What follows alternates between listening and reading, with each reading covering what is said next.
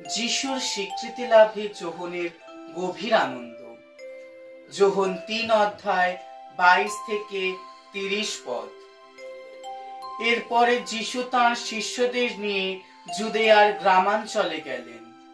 তিনি তাঁদের সঙ্গে সেই অঞ্চলে কিছুদিন রইলেন আর লোকদের দীক্ষাস্নাত করতে লাগলেন। এই সময় যোহনও লোকদের দীক্ষাস্নাত করছিলেন সালিমের কাছে আইনন নামে এমন একটি জায়গায়, যেখানে যথেষ্ট জল পাওয়া যেত। লোকেরা তার কাছে এসে দীক্ষা স্নান গ্রহণ করত। যোহনকে তখনও কারাগারে বন্দী করা হয়নি।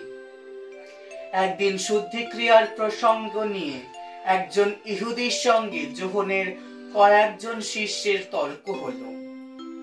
তখন যোহনের কাছে এসে তারা বললেন, গুরুদেব, জর্ডনের ওপারে যিনি এক সময় আপনার সঙ্গে ছিলেন, আপনি যার সপক্ষে তখন সাক্ষী দিয়েছিলেন, জানেন এখন তিনি নিজেই লোকদের দীক্ষা স্নান করছেন আর সকলেই তার কাছে যাচ্ছে। উত্তরে যোহন এই কথা বললেন, মানুষ কোনো কিছুই পেতে পারে না যদি তাকে স্বর্গ থেকে তা দেওয়া না হয়। তোমরা নিজেরাই আমার সাক্ষী যে আমি বলেছি আমি সেই খ্রিস্ট নই, তবে আমাকে তার অগ্রগামী করেই পাঠানো হয়েছে।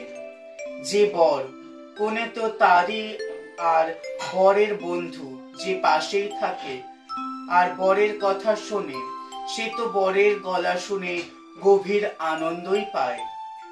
আমি এখন সেই আনন্দ, সেই পরম আনন্দই পাচ্ছি। তিনি ক্রমে বড় হবেন আর আমি হব ছোট। এ তো হতেই হবে। প্রভুর বাণী। ধন্য পরমেশ্বর।